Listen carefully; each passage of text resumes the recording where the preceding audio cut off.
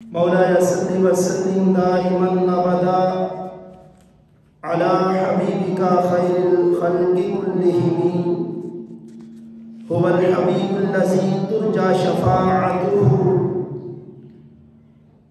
لكل حول من الأحوال مقتحم محمد سيد الكونين والثقلين والفريقين من عرب ومن عجم جاءت بدعوته الأشجار ساجدة تمشي إليه على ساق بلا قدم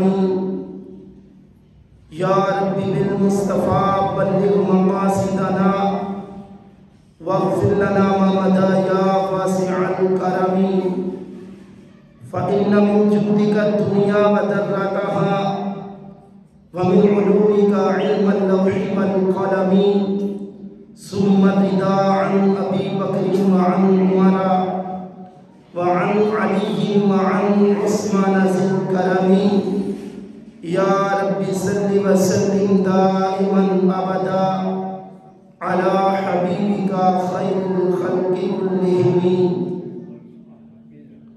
بحمد اللہ ملا حق سے عقیدہ اہل سنت کا بحمد اللہ ملا حق سے عقیدہ اہل سنت کا پڑھا ہے قدسیوں نے بھی قصیدہ اہل سنت کا زمین ہے اہل سنت کی زمانہ اہل سنت کا زمین ہے اہل سنت کی زمانہ اہل سنت کا بنایا رب نے جنت میں ٹھکانہ اہل سنت کا کسی کی ایڑ کی جانب نہیں اٹھتی نظر اپنی کسی کی ایڑ کی جانب نہیں اٹھتی نظر اپنی خدا نے بھر دیا اتنا خزانہ اہل سنت کا اٹھو منزل ملے گی تو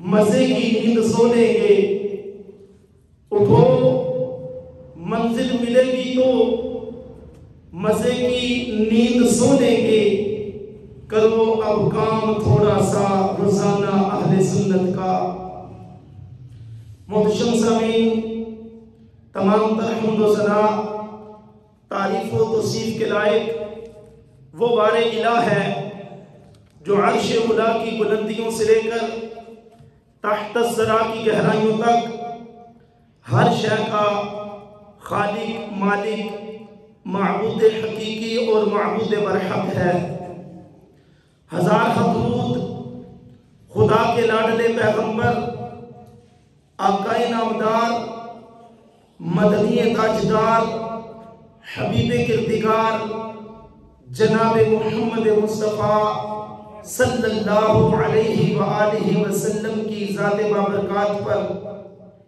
جن کے وسیلہ جلیلہ سے اللہ رب العزت نے ہم کو بے شمار نعمتوں سے سرفراز فرمایا بے شمار انعامات عطا فرمائے لیکن پیارے محبوب صلی اللہ علیہ وآلہ وسلم کے طفیل کسی ایک نعمت پر بھی احسان تک نہ جتلایا اللہ جل مجدہ الکریم نے قرآن مجید فرقان حمید میں آپ کی زندگی کو ہمارے لیے نمونہ قرار دیا گیا حضور کا وہ عمل جو آپ نے کیا ہمارے لیے اس کو سنت بنا دیا گیا ہمارے آقا صلی اللہ علیہ وآلہ وسلم امت پر اتنے مہربان کہ رب ذوالجلال ارشاد فرماتا ہے لَقَدْ جَاءَكُمْ رَسُولٌ مِّنْ أَنفُسِكُمْ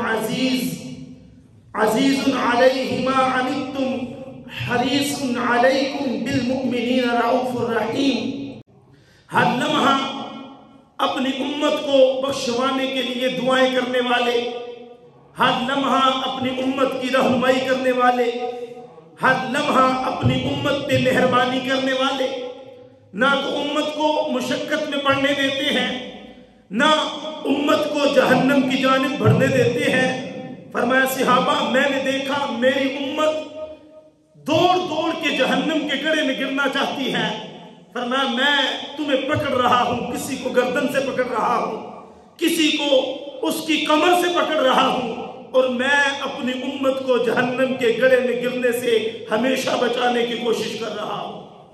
وہ محبوب ہر لمحہ جنہوں نے امت کی رہنمائی کے لیے گزارا اور ہر لمحہ امت کے لیے دعائیں کرتے رہے، یہاں تک کہ جب حضور علیہ السلام کو قبر انور کے اندر رکھا گیا تو میں نے دیکھا کہ حضور کے لب مبارک ہل رہے تھے۔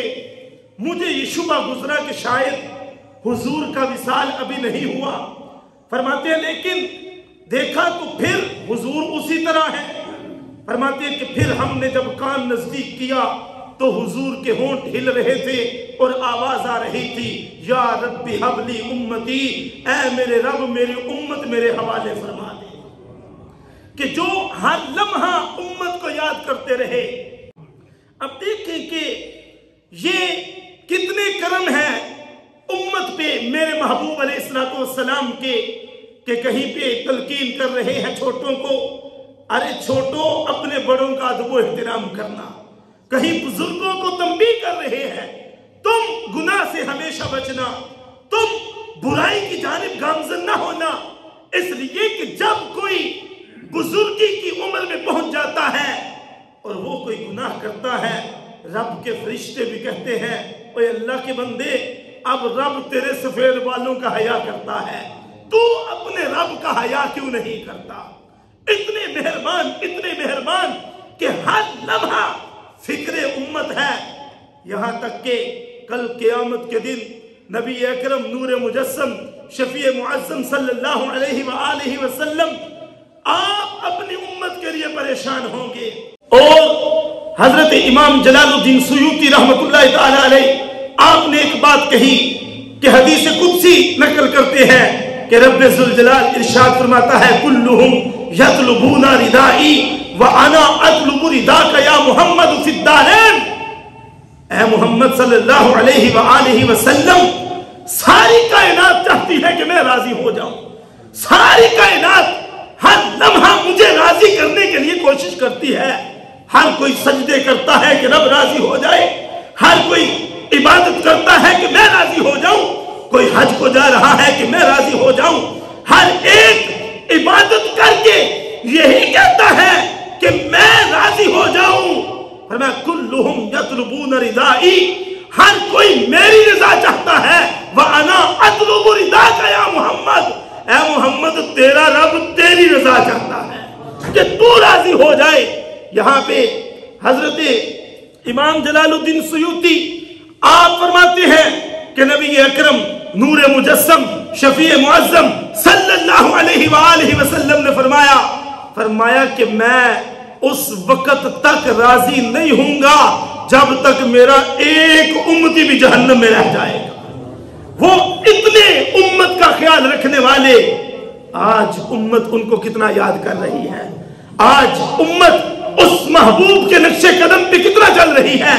وہ جو درس محبوب دے کے گئے، وہ جو فاران کی چوٹی پہ کھڑے ہو کے میرے محبوب نے توحید کا نغمہ سنایا تھا، آج امت اس توحید کو کتنا اپنا رہی ہے۔ وہ جو حضور نے نماز کا حکم دیا، وہ جو حضور نے حرام سے بچنے کی تلقین کی، آج امت کتنا اس تلقین پہ عمل کر رہی ہے۔ لہٰذا ہمارے آقا صلی اللہ علیہ وآلہ وسلم نے کمی چھوڑی کوئی نہیں۔ رب نے جو اپنے کرم برسایا تھا محبوب کے سبب، اس بارش سے کوئی ایسا نہیں جو کہے کہ مجھے اس کا فائدہ نہیں ہوا، بلکہ ہر جگہ پہ وہ بارش برسی ہے۔ اب اپنے اپنے برتن سیدھے کرو اور دیکھو کہ ہم اپنے برتن میں اس بارش کے کتنے چھینٹے بھر رہے ہیں۔ اب دیکھیے وہ محبوب تو محبوب ہے، محبوب کے پیارے کتنے حبیب ہیں، وہ رب کو کتنے پیارے ہیں کہ رب جن کے صدقے میں رب دنیا پہ بارشیں نازل فرماتا ہے، جن کے صدقے میں رب تعالی دنیا والوں کو نعمتیں عطا فرماتا ہے۔ چونکہ ہم اسی مضمون پہ گفتگو کر رہے تھے کہ اللہ اپنے پیاروں کے سبب لوگوں پر سے عذاب ڈال دیتا ہے۔ اب دیکھیے مکہ شریف ہے اور بڑے بڑے وہ کافر ابو جہل، عتبہ، شیبہ اور اس جیسے کتنے تھے جو نبی کریم صلی اللہ علیہ وآلہ وسلم پر ایمان نہ لائے، اور یہ حضور علیہ السلام کا صدقہ ہے کہ ہم پر عذاب نہیں آتے۔ ایک وقت وہ تھا کہ امت گناہ کرتی اور صبح ان کے دروازوں پہ لکھا ہوتا تھا کہ اس فلاں شخص نے رات فلاں گناہ کیا ہے۔ صبح دروازے پہ لکھ دیا جاتا کہ اس بندے نے رات فلاں گناہ کیا ہے۔ ایک لوگ وہ تھے جو گناہ کرتے رب ان کو بندر اور خنزیر بنا دیتا۔ ایک وہ لوگ تھے جن کے اوپر آسمان سے پتھروں کی بارش ہو جاتی۔ ایک وہ لوگ تھے جن کے لیے طوفان بپا ہوتے، پانی زمین سے نکلتا، آسمانوں سے پانی برستا، اور آن کی آن میں وہ لوگ تباہ و برباد ہو جاتے۔ ایک امت ہے محبوب علیہ السلام کی، ہر جرم یہ امت کر رہی ہے، لیکن آج تک اس امت پہ عذاب کیوں نہیں آیا؟ دیکھیے یہ قرآن مجید ہے، رب ذوالجلال کا پاک کلام، اور اس کا نامہ پارہ ہے سورہ الانفال ہے، اور اس کی آیہ مقدسہ 31 نمبر آیت ہے۔ رب ذوالجلال ارشاد فرماتا ہے وَإِذَا تُتْلَى عَلَيْهِمْ آيَاتُنَا قَالُوا قَدْ سَمِعْنَا لَوْ نَشَاءُ لَقُلْنَا مِثْلَ هَذَا إِنْ هَذَا إِلَّا أَسَاطِيرُ الْأَوَّلِينَ۔ جب ان پر ہماری آیتیں پڑھی جائیں، قالوا وہ کہتے ہیں قد سمعنا، اور وہ کہتے ہیں ہم نے سنا، لو نشاء لقلنا مثل هذا، ہم چاہتے تو ایسی ہم بھی کہہ دیتے۔ جب ان پر آیتیں نازل کی جاتی ہیں، وہ آیتیں سن کے، تلاوت سن کے کہتے ہیں کہ ہم نے سنا، ہم چاہتے تو ہم بھی اس جیسی کہہ دیتے۔ ان ھذا الا اساطیر الاولین، یہ تو نہیں مگر اگلوں کے قصے۔ قرآن کا انکار اس صورت میں کرتے کہ یہ اگلوں کے قصے ہیں، لہذا تم کہانیاں سناتے ہو۔ آج یہی نہیں ہو رہا کہ ہر ایرا غیرہ نتھو خیرہ کھڑا ہو کے کہہ دیتا کہ یہ تو کہانیاں ہیں۔ قرآن سارا ہمیں کیوں بیان کرتا ہے کہ اے امت تم بچو، تم بچو۔ دیکھو موسیٰ کی امت نے کیا کیا، دیکھو حضرت عیسیٰ کے حوالی کیا کرتے تھے، دیکھو داؤد علیہ السلام کی امت کیا کر رہی تھی، دیکھو حضرت ابراہیم کی امت کے لوگ کیا کرتے تھے، دیکھو نوح علیہ السلام کے بیٹے نے کیا کیا۔ ہمیں یہ تنبیہ کی جاتی ہے اے امت تم ان کو دیکھ کے عبرت پکڑنا، اور تم سیدھے راستے کے اوپر ہمیشہ استقامت اختیار کرنا۔ دیکھیے جب یہ ہوا تو قرآن کہتا ہے وَإِذْ قَالُوا اللَّهُمَّ إِنْ كَانَ هَذَا هُوَ الْحَقِّ، اور جب بولے، کون بولے؟ یہ مکے کے بڑے بڑے سردار تھے، کافر تھے، وہ بولے۔ کس انداز میں بولے، کہاں جا کے بولے، اور کیا بولے؟ آپ نے ایک ایک لفظ پہ غور کرنا ہے۔ میں چونکہ کچی بات کرنے کا قائل نہیں، بات پکی ہے، بات قرآن سے ہے، نامے پارے میں ہے، سورہ الانفال میں ہے۔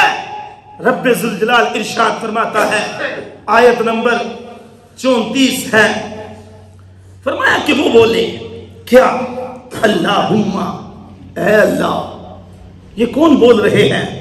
وہ جو اللہ کو ایک مانتے ہی نہیں، جنہوں نے بیت اللہ کے اندر 360 بت رکھے ہوئے ہیں، وہ جو مانگتے ہیں، آج وہ کس سے دعا کر رہے ہیں، کس کو پکار رہے ہیں، کہاں پہ کھڑے ہو کے پکار رہے ہیں؟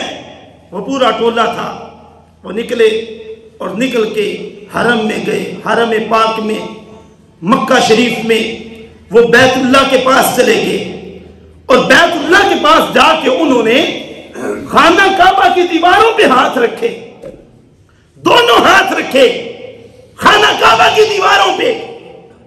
یہ معیار حق نہیں کہ کس کا قبضہ کہاں ہے، معیار حق یہ ہے کہ کس کے دل میں محمد مصطفیٰ کی محبت ہے۔ معیار حق یہ ہے کہ کون ہے جو مصطفیٰ کو یوں مانتا ہے جیسے رب ذوالجلال منوانا چاہتا ہے۔ معیار حق یہ ہے کس کے دل میں حضور کی محبت زیادہ ہے۔ معیار حق یہ ہے کہ کوئی نفس کیوں نکالتا ہے، وہ محبوب ہر لمحہ اپنے رب کو اتنا پیارا ہے کہ رب اس کی کسی دعا کو رد نہیں فرماتا، اس کے صدقے میں کائنات سے عذاب چلتے ہیں۔ اب دیکھیے قرآن ہے، کوئی کچی پکی روٹی کا واقعہ نہیں پڑھ رہا، یہ ہے قرآن، اور قرآن میں رب ذوالجلال ارشاد فرماتا ہے وَإِذْ قَالُوا اللَّهُمَّ إِنْ كَانَ هَذَا هُوَ الْحَقِّ، بولے اے اللہ، انداز میں نے آپ کے بیان کر دیا، کہاں تھے؟ مکہ میں تھے۔ کس جگہ پہ تھے؟ حرم میں تھے۔ حرم میں کس جگہ پہ تھے؟ وہ جو مرکز ہے رحمتوں کا، جہاں پہ ہر لمحہ رحمتیں نازل ہوتی ہیں، وہ گھر کوئی عام گھر نہیں۔ رب کہتا ہے ان اول بیت وضع للناس للذی ببکۃ مبارکا وہدی للعالمین، فرمایا وہ پہلا گھر ہے مکہ کے اندر جو رب ذوالجلال نے لوگوں کی ہدایت کے لیے بنایا، جو وہاں پہ جاتا ہے وہ برکتوں کے حصار میں داخل ہو جاتا ہے۔ میرے محبوب فرماتے ہیں جو مکہ میں گیا اور اس کی پہلی نظر جب خانہ کعبہ پہ پڑتی ہے، محبوب فرماتے ہیں وہ جو دعا مانگتا ہے رب ذوالجلال اس بندے کی ہر دعا قبول فرما لیتا ہے۔ پہلی نظر پڑی مکہ پہ، خانہ کعبہ پہ، بیت اللہ پہ، وہ برکتوں والا گھر، اس گھر کے اندر اتنی برکتیں، یہ دروازے کھول دیں، اتنی برکتیں کہ جو اس گھر کی زیارت کو جاتا ہے اور جا کے پہلی نظر اس پہ پڑتی ہے، محبوب فرماتے ہیں رب ذوالجلال اس بندے کے گناہوں کو معاف فرما دیتا ہے۔ جو حج کرنے جائے، حج کامل کرے، فرمایا جب وہ حج سے واپس پلٹتا ہے رب ذوالجلال اس بندے کو گناہوں سے ایسے پاک کر دیتا ہے جیسے اس نے آج ہی اپنی ماں کے پیٹ سے جنم لیا ہوا۔ کہاں کھڑے ہیں؟ اس جگہ پہ، اس حرم میں، اس مکہ میں جس کی قسمیں رب قرآن میں کہتا ہے لا اقسم بہذا البلد وانت حل بہذا البلد، مجھے اس شہر مکہ کی قسم، محبوب اس کی گلیوں میں تیرے قدم لگے ہوئے ہیں۔ دیکھیں وہ شہر کتنا عظمت والا، وہ شہر کتنا برکت والا، فرمایا جو اس میں وہ کھڑے تھے اور کھڑے ہو کے ہاتھ انہوں نے رکھا بیت اللہ کے اوپر، بیت اللہ کی دیواروں پہ ہاتھ رکھ کے دعا کر رہے ہیں، کس سے؟ اللہ سے۔ میں نہیں کہہ رہا، آپ انکار کر سکتے تھے، ابو جہل تو بہت بڑا کافر تھا، وہ قریش تو بڑے سخت تھے، تم کہتے ہو اللہ سے دعا کر رہے تھے، وہ تو جھگڑا ہی اسی بات کا تھا، لیکن نہیں، وہ بے شک اس آیت کے ان الفاظ سے یہ معلوم ہوتا ہے اللہ کو تو مانتے تھے، رسول اللہ کو نہیں مانتے تھے، رسول اللہ کو نہیں مانتے تھے۔ ایک بڑا بدبخت جو ازل سے بدبخت ہے وہ بھی اللہ کو مانتا تھا۔ کتنا مانتا تھا کہ جب جنوں نے اس دنیا پہ تباہی پھیلائی، چونکہ انسانوں سے پہلے یہاں پہ جن آباد تھے، لڑائی کی، جھگڑے کیے، رب تعالیٰ نے اسے بھیجا فوج دے کے، فرشتوں کی فوج، جاؤ دنیا میں، جا کے دنیا میں ان کو، جنوں کو مارو اور ان کو پہاڑوں، جنگلوں، جزیروں کی طرف بھگا دو، اور میری زمین کو ان کی خون ریزیوں سے، ان کے جھگڑوں سے، ان کے فساد سے پاک کرو۔ جب وہ دنیا میں آیا، فوج لے کے آیا، فرشتے لڑنے والے تھے، وہ ان کا چیف کمانڈر تھا۔ جب دنیا میں آیا، اس نے آ کے جنوں کو مار بکایا، زمین کو ستھرا کیا۔ رب تعالیٰ نے اس کو یہ انعام دیا کہ ہم تجھے فرشتوں کی ایک جماعت دیتے ہیں، ان کو جنت میں تعلیم دیا کر، تجھے پہلے آسمان کی ہم جاگیر دیتے ہیں، تجھے زمین پہ جانے کی ہم اجازت دیتے ہیں۔ اس نے کہا رب تو میرا رب ہے، میں تیری عبادت کروں گا، کتنی کروں گا؟ اتنی کروں گا، اتنی کروں گا۔ زمین پہ چپے چپے پہ اس نے سجدہ کیا، تیرا شکر ہے تو نے مجھ کو اتنا نوازا، اتنا نوازا، میں زمین کے چپے چپے پہ تجھے سجدے کر رہا ہوں۔ اتنے سجدے کیے، اتنے سجدے کیے، اتنے سجدے کیے، پھر کیا ہوا؟ ایک سجدے کا انکار کر بیٹھا، ایک سجدے کا انکار کیا۔ حالانکہ وہ سجدہ رب کو بھی نہیں تھا، وہ سجدہ اللہ کو نہیں تھا، سجدہ تھا آدم کو۔ وَإِذْ قُلْنَا لِلْمَلَائِكَةِ اسْجُدُوا لِآدَمَ فَسَجَدُوا إِلَّا إِبْلِيسَ، سب نے سجدہ کیا۔ وہ کہنے لگا میں کیسے سجدہ کروں؟ خلقتنی من نار وخلقتہ من طین، اے رب تو نے مجھے بنایا آگ سے اور اسے بنایا مٹی سے، یہ بشر مٹی کا ہے، یہ میری توہین ہے کہ میں اس کو سجدہ کروں۔ میں سجدہ کروں گا تجھے، تو اللہ ہے، تیرے سوا کسی کو سجدہ روا میں نہیں سمجھتا۔ رب نے کیا فرمایا؟ فرمایا او لعنتی ہماری بارگاہ سے دفع ہو جا۔ نہ اس کے چپے چپے کے سجدوں کو دیکھا، نہ اس کی عبادات کو دیکھا، نہ اس کی رب سے محبت اور رب کو دیکھا، ایک سجدے سے انکار کیا، رب نے اس کی ساری عبادتوں کو ضائع فرما دیا۔ اب سنیے، قرآن کہتا ہے وہ بھی تھے وہاں پہ مکہ میں، حرم پاک میں، کعبۃ اللہ کی دیواروں پہ انہوں نے ہاتھ رکھے، اذ قال اللہم ان کان ھذا ھو الحق، کہنے لگے اے اللہ اگر یہی تیری طرف سے حق ہے۔ اب یہاں پہ دو تفسیریں ہیں، ایک یہ کہ قرآن، اور ایک یہ کہ رسول اللہ صلی اللہ علیہ وآلہ وسلم، ان کا مطالبہ یہ تھا کہ اگر یہی حق ہے یا یہ رسول صلی اللہ علیہ وآلہ وسلم سچے ہیں تو پھر کیا کر، اندکا اگر یہ تیری طرف سے حق ہے فَأَمْطِرْ، بارش کر، کیا کر؟ بارش کر۔ میں چونکہ پہلے کہہ چکا، ایک ایک لفظ بھی آپ نے غور کرنا ہے۔ کہنے لگے فَأَمْطِرْ، بارش برسا، علینا، کس پر؟ ہم پر۔ کس پر بارش برسا؟ ہم پر۔ کس چیز کی بارش؟ پھولوں کی؟ پانی کی؟ کس چیز کی؟ حجارتن، حجارتن، ہم پہ پتھروں کی بارش برسا دے۔ کہاں پہ دعا مانگی جا رہی ہے؟ ناراض ہو گئے ہو؟ میں نے آپ کی تو بات نہیں کی۔ وہ تھے وہ جو قریش تھے، جو مکہ میں تھے، جو کعبۃ اللہ پہ قبضہ تھا ان کا۔ محبوب عمرہ کرنے گئے، حضور کو عمرہ کرنے سے روک دیا، حضور حدیبیہ کے مقام سے واپس پلٹے۔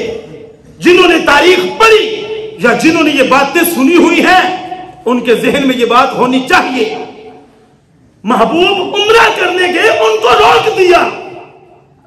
کتنے عرصے تک کعبۃ اللہ پہ قابض رہے؟ کیا وہ حق پہ تھے؟ کیا وہ حق پہ تھے؟ اگر حق پہ ہونا، قبضہ ہونا حق پہ ہونے کی دلیل ہے تو پھر مجھے بتاؤ وہ روٹیاں نہیں کھلاتے تھے جو لوگ وہاں پہ آتے تھے بیت اللہ میں؟ وہ ان کے اہتمام نہیں کرتے تھے؟ سارا کچھ کرتے تھے، لیکن آج کیا ہوا؟ کعبۃ اللہ میں ہیں، دعا کر رہے ہیں اللہ سے، یا اللہ اگر یہ حق ہے پھر ہم پہ کیا کر، ہم پہ پتھروں کی میرے لفظ نہیں، امطر کہتے ہیں بارش کو، ہم پہ بارش کر، فامطر ہم پر برسا دے، علینا ہم پر، حجارہ پتھر، ہم پہ آسمان سے، من السماء آسمان سے پتھر برسا، اوِتنا بعذاب علیم، یا پھر کوئی دردناک عذاب ہمیں دے، یا پتھروں کی بارش کر، یا کیا کر، ہم پہ دردناک عذاب اتار۔ یہ فقط پچھلی امتیں نہیں، اس امت کے اندر بھی ایسے لوگ گزرے ہیں جو حضور کو سامنے دیکھتے، حضور کے اوپر قرآن نازل ہوتا دیکھتے، چاند کے 2 ٹکڑے ہوتے دیکھتے، سورج کو واپس پلٹتے دیکھتے، کنکروں کا کلمہ پڑھتے دیکھتے، گو کا شہادت دینا دیکھتے۔ علی کو حضرت مولا علی فرماتے ہیں کہ جب محبوب علیہ السلام جا رہے تھے میں پیچھے پیچھے چل دیا، جب میں پیچھے جا رہا تھا میں نے دیکھا ایک طرف سے آواز آ رہی تھی، السلام علیکہ یا رسول اللہ۔ فرماتے ہیں کہ میں نے دیکھا کہ کوئی تیسرا بندہ بھی موجود نہیں، میں ہوں، میں بولا نہیں، محبوب ہے، محبوب اپنے آپ پہ تو کہہ نہیں سکتے، السلام علیکہ یا رسول اللہ۔ میں نے سنا، فرماتے جب میں نے سنا تو میں نے ارد گرد دیکھا کوئی موجود نہیں، حضور کی نظر مجھ پہ پڑی، فرمایا علی قریب آؤ۔ حضرت مولا علی قریب ہوئے تو کہنے لگے یا رسول اللہ مجھے تعجب ہوا، تیسرا بندہ کوئی نہیں، لیکن میں نے سنا آواز آ رہی تھی السلام علیکہ یا رسول اللہ۔ یا رسول اللہ یہ سلام کون پڑھ رہا تھا؟ تو میرے محبوب کیا فرماتے ہیں؟ فرماتے ہیں علی وہ جو سامنے پتھر پڑا ہوا ہے یہ مجھ سے محبت کرتا ہے، میں جب بھی گزرتا ہوں یہ مجھ پہ سلام پڑھتا ہے۔ دیکھیں کہ ہم ہیں جو حضور پہ سلام پڑھتے ہیں۔ خیر میں بات کو طویل کرنا نہیں چاہتا، قرآن کہتا ہے انہوں نے کہا ہم پہ آسمان سے پتھر برسا اور ہمارے لیے یا کوئی اور دردناک عذاب بھیج۔ سنیے قرآن، وما کان اللہ لیعذبہم وانت فیہم۔ اب اللہ نے ان کو مخاطب نہیں کیا، بھلا دعا جو مانگ رہا ہو مخاطب تو ان کو کرنا چاہیے تھا، اللہ تعالیٰ نے ان کو مخاطب نہیں کیا۔ کس کو مخاطب کیا؟ فرمایا وما کان اللہ لیعذبہم وانت فیہم۔ انت یہ خطاب ہے حضور سے، فرمایا محبوب اللہ کا کام نہیں کہ انہیں عذاب دے، یہ جو کعبہ میں ہے، یہ جو دیوارہ کعبہ پہ ہاتھ رکھے ہوئے ہیں اور جو گڑ گڑا کے کہہ رہے ہیں ہم پہ پتھر برسا، فرمایا اللہ ان کافروں کو بھی عذاب نہیں دے گا۔ سبب کیا ہے؟ سبب کی طرف توجہ کرنی ہے۔ فرمایا اللہ ان کافروں کو عذاب نہیں دے گا، کیوں؟ فرمایا وَأَنْتَ فِيهِمْ، اس لیے کہ محبوب تم ان میں تشریف فرما ہو، تم تشریف فرما ہو، ان کا جرم چھوٹا نہیں۔ یہ کہاں پہ آئے؟ کس جگہ پہ کھڑے ہیں؟ میرا وعدہ ہے جو اس گھر کو دیکھے میں دعا قبول کرتا ہوں، میرا وعدہ ہے جو اس گھر میں آ جائے، اس کی حدود میں داخل ہو جائے، وہ امن میں آ جاتا ہے۔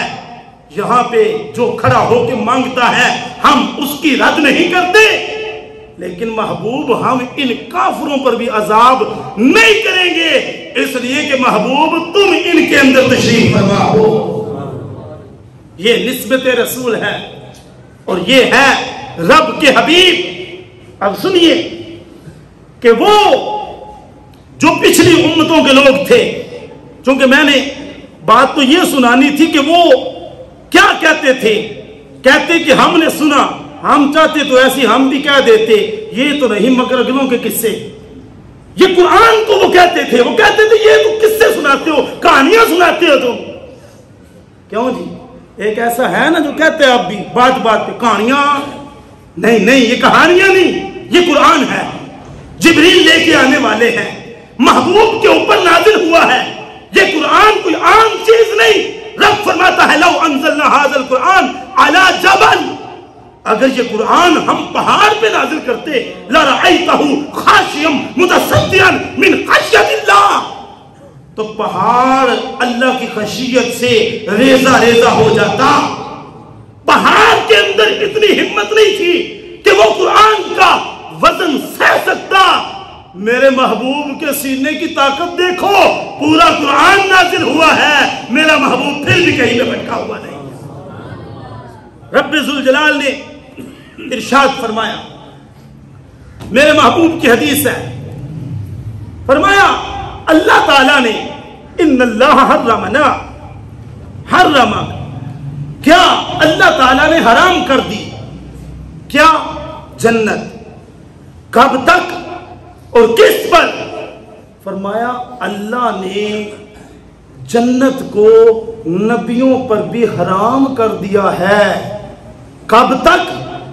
فرمایا یہاں تک کہ میں جنت میں داخل نہ ہو جاؤں۔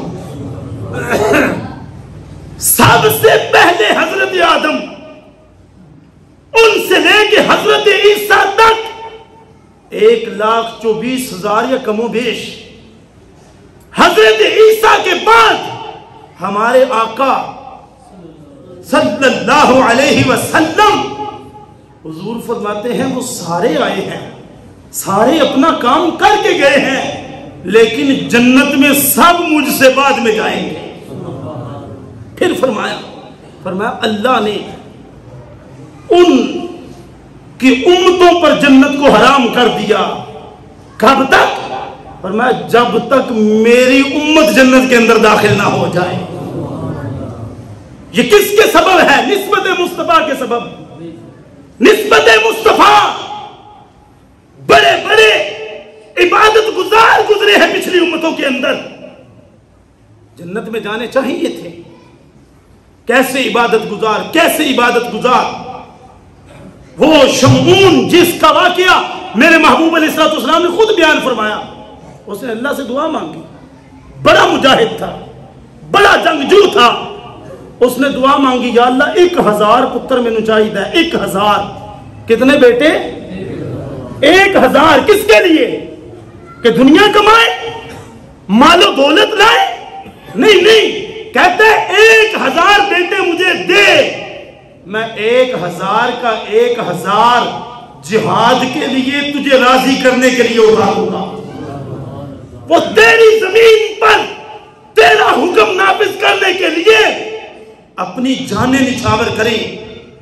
اللہ نے اس کی دعا کو قبول کیا، لیکن قیامت کے دن وہ بھی لائن میں کھڑا ہے۔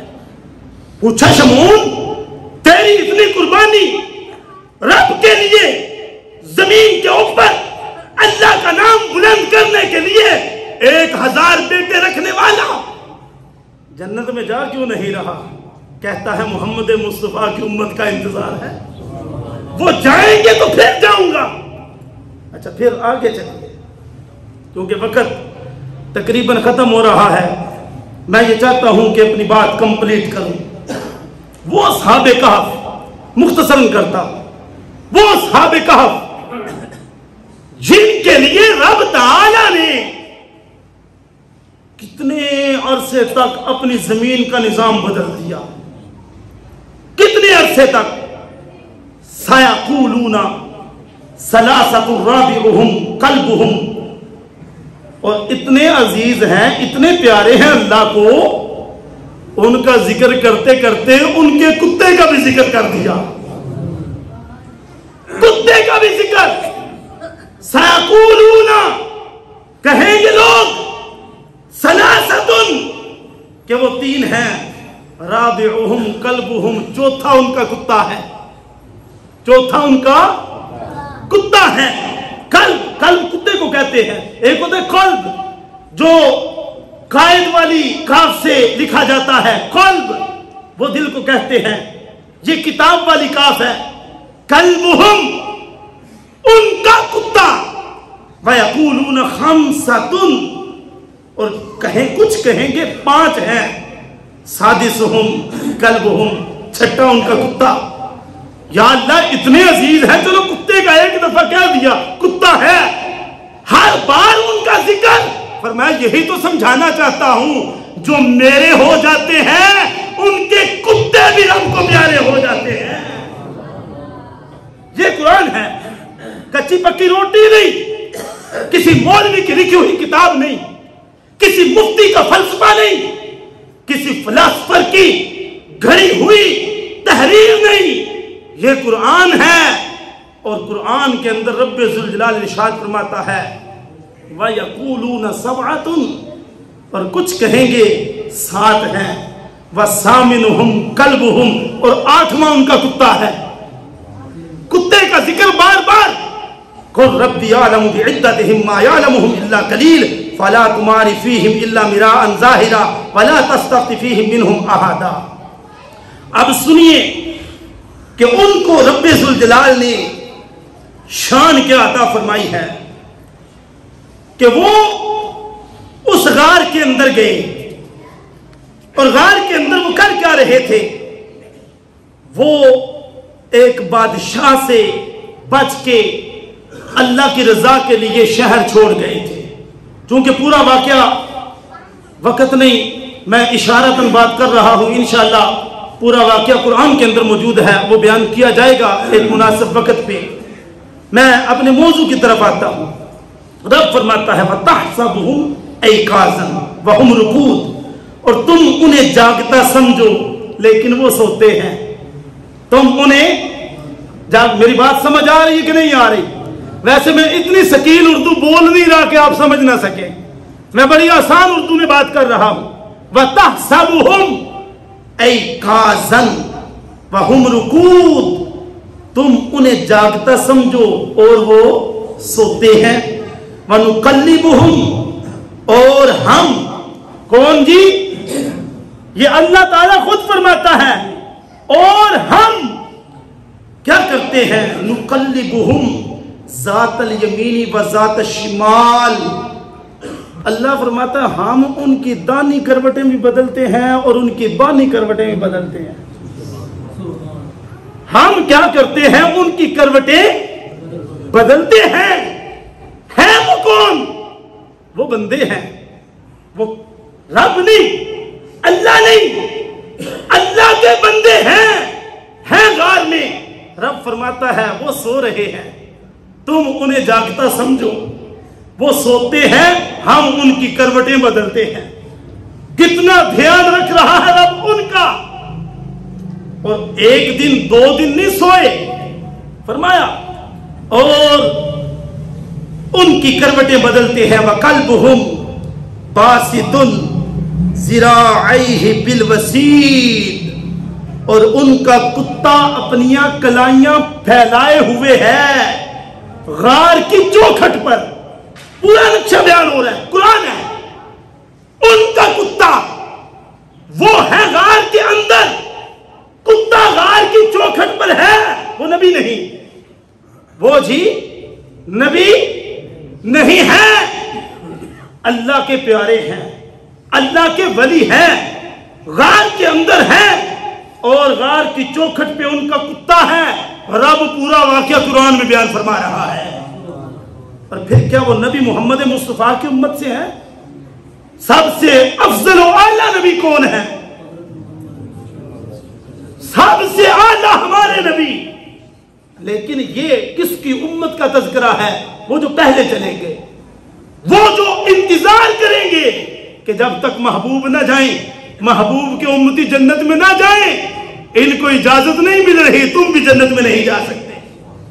فرمایا وہ غار کے دھانے پر چوکھٹ پر بیٹھا ہوا ہے، اپنی کلائیاں پھیلائے ہوئے، لَوِ اطَّلَعْتَ عَلَيْهِمْ لَوَلَّيْتَ مِنْهُمْ فِرَارًا وَلَا مُلِئْتَ مِنْهُمْ رُعْبًا۔ اے سننے والے، اگر تو انہیں جھانک کر دیکھے تو ان سے پیٹھ پھیر کر بھاگے اور ان سے ہیبت میں بھر جائے۔ وَكَذَلِكَ بَعَثْنَاهُمْ لِيَتَسَاءَلُوا بَيْنَهُمْ، اور یوں ہی ہم نے ان کو جگایا کہ آپس میں ایک دوسرے کے احوال پوچھیں، احوال پوچھیں، ان کو جگایا۔ کتنے عرصے کے بعد؟ تقریباً 300 سال کے بعد، ایک مدت 300 سال، اور ایک روایت ہے 900 سال تک سوتے رہے۔ اب اتنے عرصے وہ سوتے رہے، سونے کے بعد جگایا، لیکن ان کے سوتے ہوئے جو انتظامات تھے وہ انتظامات کیا تھے؟ فرمایا وَتَرَى الشَّمْسَ إِذَا طَلَعَتْ تَزَاوَرُ عَنْ كَهْفِهِمْ ذَاتَ الْيَمِينِ وَإِذَا غَرَبَتْ تَقْرِضُهُمْ ذَاتَ الشِّمَالِ وَهُمْ فِي فَجْوَةٍ مِّنْهُ۔ اور اے محبوب تم سورج کو دیکھو گے جب نکلتا ہے تو ان کے غار سے دانی طرف بچ جاتا ہے۔ یہ دھوپ آ رہی ہے نا جی، یہ دھوپ، یہ کھڑکی سے دھوپ آ رہی ہے، ان کی غار کے اندر یوں ہی دھوپ آتی ہے، لیکن جب ان کے جسموں کے پاس دھوپ آتی ہے رب حکم دیتا ہے سورج کو، سورج بچا کے گزرنا، میرے بندے نیند میں ہیں، جب ان پہ دھوپ پڑے گی ان کی آرام میں خلل آ جائے گا۔ اللہ نے نظام بدلا، کتنا بدلا، کتنا بدلا، سورج کو حکم دیا۔ یہ قرآن ہے، بات وہی آتی ہے، قرآن کہہ رہا ہے ہم نے ان کے لیے سورج کا روٹ چینج کر دیا۔ جب وہ سوتے تھے سورج وہاں پہنچتا، صبح کے وقت، وہ کون سا وقت تھا؟ تَرَى الشَّمْسَ إِذَا طَلَعَتْ، جب سورج طلوع ہوتا، اور آج کے دور میں وہ 9-10 بجے کا وقت، سورج جب روشنی پھیلاتا ہے، جو دھوپ میں سو رہا ہو اسے تو جگائی دیتا ہے کہ اٹھ پو دھوپ چڑھ گئی۔ رب فرماتا ہے میرے بندے سو رہے ہیں، اے سورج ان کو دھوپ نہ دینا بلکہ انہوں ذرا بلا کے گزر جائیں۔ وَإِذَا غَرَبَتْ تَقْرِضُهُمْ ذَاتَ الشِّمَالِ، فرمایا جب سورج غروب ہونے پہ آتا ہے تو غار کے اندر پھر روشنی آتی ہے، ہم سورج کو حکم دیتے ہیں سورج اب بھی میرے بندوں پہ دھوپ نہ آئے، اپنا روٹ بدل کے گزر جا۔ یہ قرآن ہے۔ رب فرماتا ہے ہم نے ان کے لیے کیا کیا؟ سورج کا روٹ بدل دیا۔ اب میں کہتا ہوں جن کے لیے رب نے دنیا کا نظام بدلا وہ بھی کھڑے ہیں، جناب آپ جنت میں نہیں جاتے، کہتے ہیں جانا تو ہے لیکن انتظار کر رہے ہیں محمد مصطفیٰ کی امت پہلے چلی جائے۔ سامعین جی، اچھا ہم کو نسبت ملی مصطفیٰ کی، اور پھر حضرت موسیٰ علیہ السلام، آخری حدیث میں سنانے لگا ہوں اور اپنی بات ختم کرتا ہوں۔ حضرت موسیٰ علیہ السلام جب ان کے سامنے یہ تذکرہ ہوا اس امت کا کہ یہ امت کتنی عظیم ہے، اس امت کو رب نے شانیں کتنی عطا فرمائی ہے، تو حضرت موسیٰ نے کہا یا اللہ وہ امت مجھے عطا کر دے، وہ امت مجھے عطا کر دے۔ چونکہ حضرت موسیٰ کو رب نے حکم یہ دیا تھا کہ موسیٰ ایک امت آئے گی، رب تعالیٰ نے فرمایا موسیٰ میں اپنوں کی ٹالتا تو نہیں، اگر میں نے نہ دی ہوتی پھر تجھے عطا کر دیتا، لیکن وہ امت تو میں نے عطا کر دی ہے، وہ امت میں نے عطا کر دی ہے۔ اب دیکھو تمہیں مانگا جا رہا ہے، اے 1450 سال کے بعد لکھنے والا کی مسجد میں بیٹھ کے ذکر مصطفیٰ سننے والوں، حضرت موسیٰ تمہیں اللہ سے مانگ رہے تھے یا اللہ ہمیں دے دے، یہ ہمیں دے دے۔ اللہ فرماتا ہے موسیٰ وہ تو میں نے دے دی ہے۔ اب سنیے حضرت موسیٰ کیا کہتے ہیں۔ حضرت موسیٰ کہتے ہیں یا اللہ اگر تو نے وہ امت دے دی ہے، کس کو دی ہے؟ اپنے حبیب کو دی ہے، یا اللہ پھر مجھے اس محمد مصطفیٰ کا ہی امتی بنا دے. اپنا ٹائٹل دیکھ, اپنی شان دیکھ, اے امت محمد مصطفیٰ, اپنے اوپر رب کا فضل دیکھ. نبی دعائیں مانگ رہے ہیں, یا اللہ اس امت میں کر دے. خدا کی قسم نہ تو نے کچھ مانگا تھا, نہ میں نے کچھ مانگا تھا, نہ میرے ابا نے دعا کی, نہ تیرے ابا نے دعا کی, نہ ہمارے باپ دادا کے کوئی عمل بہت پیارے تھے. خدا کی قسم کچھ بھی نہیں تھا. یہ محض رب کا فضل ہوا, ہمیں بن مانگے اس محمد مصطفیٰ کی امت میں پیدا فرما دیا. کتنی شان ہے تیری. تو پھر جب وہ محبوب اتنا پیارا ملا ہے تو اے امتی تو اپنے محبوب سے دور کیوں بھاگتا ہے؟ تیرے لیے جنت کی ٹریفک جام کر دی گئی کہ جنت میں پہلے امت محمد مصطفیٰ جائے گی, پھر ساری امت جنت کے اندر جائے گی. اور حضور کیا فرماتے ہیں؟ فرمایا قیامت کے دن 120 صفیں بنے گی. 120 صفیں ساری آدمیت کی ہوں گی. حضرت آدم سے لے کے قیامت تک ہر آنے والا شخص ان صفوں کے اندر موجود ہوگا. فرمایا جتنے نبی گزرے ان سب کی امتوں کی تعداد ملا کے ٹوٹل 80 صفیں بنے گی. فرمایا اکیلی میری امت کی 40 صفیں بنے گی. تو پھر ہم اس محبوب کے امتی ہیں, لہٰذا جو ہمیں ہر لمحہ یاد رکھے ہوئے ہیں, ہم اپنے محبوب کو کتنا یاد کر رہے ہیں. میری تقریر کا پہلا جملہ یہی تھا نا جی, کہ وہ محبوب اتنا کرم کرتا ہے اور اس کے صدقے میں رب نے اتنا کرم کیا ہے, ہم اس حبیب کو کتنا راضی کر رہے ہیں. وہ حبیب فرماتے ہیں نماز میری آنکھوں کی ٹھنڈک ہے, ہم نماز کو کتنا ادا کر رہے ہیں. وہ حبیب فرماتے ہیں جہنم سے بچنے کی کوشش کرنا, جنت میں جانے کے لیے اپنی کوشش کرنا, ہم جنت کی جانب کتنا بڑھ رہے ہیں. وہ محبوب فرماتے ہیں ہمیشہ حرام سے بچتے رہنا, ہم حرام سے کتنا بچ رہے ہیں. وہ محبوب فرماتے ہیں اپنے بزرگوں کا خیال رکھنا, ہم بزرگوں کی عزت کتنی کر رہے ہیں. وہ محبوب فرماتے ہیں کبھی بدکاری کی جانب نہ بڑھنا, ہم بدکاری سے کتنا بچ رہے ہیں. وہ محبوب فرماتے ہیں یہ گانا اور باجا یہ شیطان کا عمل ہے, ہم گانے باجے سے کتنا بچ رہے ہیں. اور ایک بات آخر پہ یہ کہوں, اے بزرگو اب تمہاری عمریں خبریں سننے کی نہیں. اگر خبریں سنتے سنتے بندہ وزیر اعظم بنتا تو آج سارے وزیر اعظم ہوتے. ہاں جی, ہم نے کون سا زمانے میں تبدیلی لانی ہے. آج وقت ہے. خدا کی قسم محبوب فرماتے ہیں میری امت کے بوڑھے دنیا کے لیے برکت ہے. فرمایا اللہ تعالیٰ ان کے سفید بالوں کا حیا کرتا ہے. اے بندے تو بھی اپنے رب سے حیا کیا کر.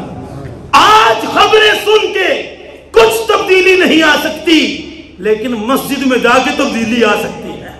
آج نوجوانوں سے کہتا ہوں کھیل کود کرو, سارے تماشے کرو, لیکن حرام سے بچو.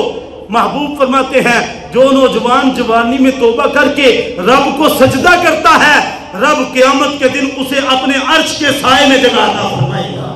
رب ذوالجلال سے دعا ہے ہمیں اس محبوب سے محبت اور ان کے بتائے ہوئے طریقوں پر عمل کرنے کی توفیق عطا فرمائے. وآخر دعوایا ان الحمدللہ رب العالمین.